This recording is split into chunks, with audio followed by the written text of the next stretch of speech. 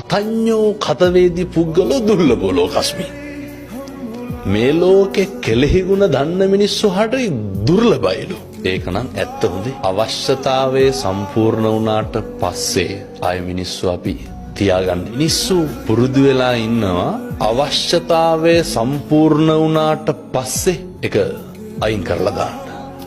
ඒක නොසලකා හරින්න. ඊට පස්සේ මිනිස්සු පුරුදු වෙලා ඉන්නවා. කවුරු හරි අපිට උදව්වක් කරපුවාම අපි හිතමුකෝ දැන් අත්දැකීම් ඇති ඕන තරම් හොඳයි. වැඩිපුරම විඳවලා තියෙන්නේ. පසුතැවිලි වෙලා තියෙන්නේ. උදව් කරපු මිනිස්සු හින්දාද උදව් නොකරපු මිනිස්සු හින්දාද?